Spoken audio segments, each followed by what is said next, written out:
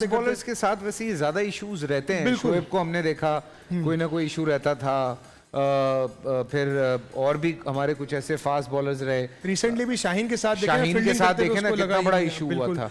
तो अल्लाह का शुक्र है वो रिकवर अल्हम्दुलिल्लाह एज की वजह से शायद ही इज वेरी यंग बिल्कुल ऐसा ही है। तो अभी एक यंग भी है, प्लस उसकी इतनी हाइप बनी हुई है, तो उसने मेहनत भी अपने हिसाब से उस हिसाब से की कि यार नहीं मैं वर्ल्ड में डोमिनेट कर रहा हूँ तो मुझे अपना नाम दोबारा बनाना है। आपको कैसा लगता है? अभी मैं ये वाले इनिंग की बात नहीं कर रहा जो हमने अफगानिस्तान के साथ खेली है, उससे वैसे जो एक हमारी टीम है जिसमें शाहीन है, हारिस हैं, फिर उसके बाद नसीम शाह आ गए, वसीम जूनियर आ गए। तो फास्ट बॉलर्स तो हमेशा से पाकिस्तान में सीमर्स जो हैं वो बड़े हाईलाइट रहे हैं। बिल्कुल ऐसे। और हमारी अक्सर ये बात भी होती है क्रिकेट के हवाले से कि बहुत सारे मैचेस अगर आप देखते हैं तो उसमें अगर आप हाईलाइट करें तो बैट्समैन जरा कम आते हैं, सीमर्स जरा ज्यादा आते हैं। बिल्कुल ऐसा ही है। सो क्या रीजन है इसका? बेसिकली अब जो हमारे पास स्पेशली फास्ट बॉलर्स आ रहे हैं ना, एक बड़ा पहले टाइम आया था जब शोएब भाई वगैरह सब खेलते जो 140 प्लस बॉलिंग करते थे, 150 वाले। उसके बाद बीच में गैप आया जी, वसीम अकरम, वकार यूनुस, शोएब अख्तर आ जाओ, और फिर मोहम्मद आसिफ, फिर मोहम्मद आसिफ मैजिशियन। और वो तो खैर मैं तो कहता हूँ मेरे लिए आज बहुत बहुत आइडियल बॉलर है, क्योंकि उनकी पेस और मेरी पेस तकरीबन सेम है। क्योंकि मैं वसीम भाई को फॉलो कर सकता हूँ स्विंग के मामले में, लेकिन अगर सीम बॉलिंग पे आ जाए तो आसिफ भाई, क्योंकि वकार भाई और शोएब भाई टोटली डिफरेंट टाइप के बॉलर थे। वो एक्सप्रेस बॉलर थे, जब रिवर्स हो रहा है या नहीं भी हो रहा तो वो अपने पेस से आउट करते थे। लेकिन वसीम भाई की क्लास ये थी कि वो नए बॉल से भी आउट करते थे, स्विंग करते थे। आसिफ भाई मैजिशियन, मतलब सीम करते थे बॉल को। तो आई थिंक मैंने उन दोनों को रोल मॉडल बनाया और बहुत हद तक कोशिश की उस तरह की बॉलिंग करने की, लेकिन हर इंसान को अल्लाह ने एक डिफरेंट टैलेंट दिया। बिल्कुल। तो वो चीज़ें अचीव करना उस लेवल तक थोड़ा मुश्किल होता है, लेकिन अगर उसका थोड़ा भी आ जाए तो आई थिंक वो बहुत इंपॉर्टेंट है। और आजकल की जो हमारी इस वक्त जो पाकिस्तान क्रिकेट टीम की जो फास्ट बॉलिंग है, मैं ये कहता हूँ कि सबसे मोस्ट डिजर्विंग फास्ट बॉलिंग खेल रही है, क्योंकि पेस, स्किल वाइज और यंग ब्लड है टोटल। तो आई थिंक उनके अंदर जो एग्रेशन है, जो उनका पैशन है, वो नज़र आता है ग्राउंड में।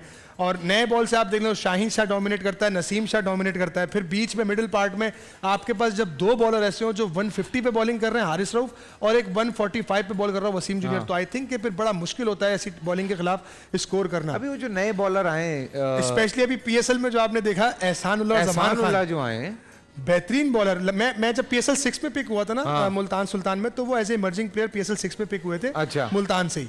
लेकिन उस वक्त वो इतने मेच्योर नहीं थे, लेकिन उसके बाद PSL के बाद वो वापस डोमेस्टिक में आए, उन्होंने तीनों फॉर्मेट का सीजन खेला। ठीक है। और फैसल भाई, एक यंगस्टर के लिए बहुत इंपॉर्टेंट होता है पूरा सीजन खेलना, क्योंकि जब आप 4 डे क्रिकेट खेलते हैं ना, तो आपको अपनी डिसिप्लिन, लाइन का, लेंथ का आइडिया होता है, आपको मार के गेन करना आता है। और जब आप मार के गेन करते हैं ना, तो वो आपको इंटरनेशनल लेवल की क्रिकेट में बड़ा काम आता है, क्योंकि आप इंटरनेशनल क्रिकेट में बॉल लाके छोड़ नहीं सकते अगर आपके पास स्विंग नहीं है। अगर आपके पास स्विंग नहीं है तो फिर आपको लाजमी बॉल मार के 150, 155 तो एहसान कर रहे हैं बॉलिंग। अल्हम्दुलिल्लाह वो बहुत अच्छी बॉलिंग की उसने PSL में, और अभी अफगानिस्तान वाली सीरीज में भी उसने बहुत बेहतरीन बॉलिंग की। थोड़ी हार्ड लग रही है हमारी। जमान ने भी बहुत अच्छी बॉलिंग की है। जमान भी बहुत टैलेंटेड बॉलर है, और वो पिछले 2-3 साल से कंसिस्टेंटली परफॉर्मेंस कर रहा है PSL में। देखें लाहौर को जितवाने में जमान का बहुत बड़ा हाथ है। बहुत बड़ा हाथ है। वो ओवर अगर जमान ने जो बचाया है, बिल्कुल ऐसे ही है। और क्या खूबसूरत, और ऐसी ब्रेवरी चाहिए इस एज में कि आप आखिरी ओवर कर रहे हैं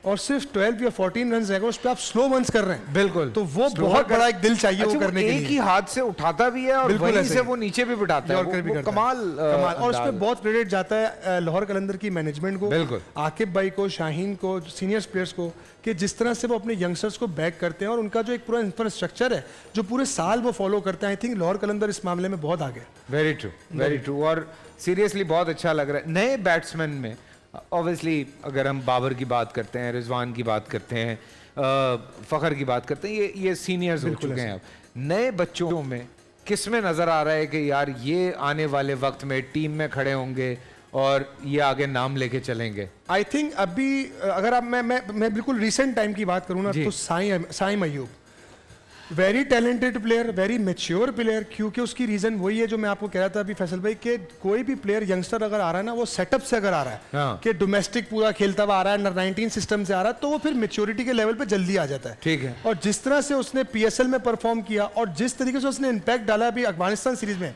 एक मैच में वो 0 पे आउट हो गया, लेकिन जो उसने एक पहले मैच में भी 15-16 रन किए, बड़े इंपैक्टफुल उसने शॉट्स खेले। फिर उसके बाद 49 जिस मैच में वो उसने किया, विकेट मुश्किल था, 49 रन किया। आई थिंक वो एक ऐसा प्लेयर है जो पाकिस्तान को आगे जाके लंबा सर्व करेगा और एक बड़ा नाम बनेगा। पूरा साल इंतजार था मुझे इस रमजान में। 30 दिन 6 टीम्स, 12 कंटेस्टेंट्स और कैश का पार्ट। अब गेम वो होगा जिसे आपका नहीं है जिसने जो करना था कर लिया। लाखों आवाम को देने का जिम्मा उनमें है सर। शोर गूंजेगा हर गली नुक्कड़ और दुकान। रमजान लीग बनेगी आपकी पहचान। नारा लगेगा तो पारा चढ़ेगा। गेम शो ऐसे चलेगा। रमजान लीग रोजाना शाम 7 बजे सिर्फ बोल एंटरटेनमेंट पर। बोल एंटरटेनमेंट के शोज देखने के लिए हमारे चैनल को सब्सक्राइब करें और बेल आइकन पर क्लिक करना ना भूलें।